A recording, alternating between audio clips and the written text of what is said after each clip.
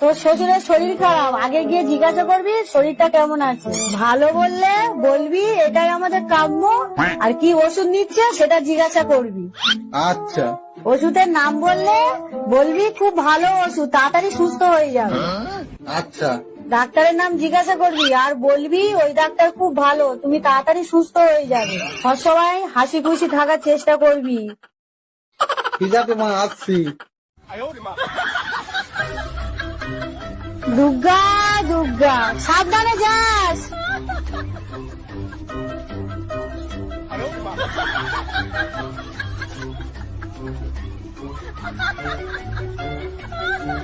শ্বশুর মশাই ভালো আছেন? আর বাঁচার ইচ্ছা নেই বাবা, মরলেই বাঁচি। এটাই তো আমাদের কাম্য। তা কি ওষুধ নিচ্ছেন? ঘোড়ার ডিম। বাহ, খুব ভালো।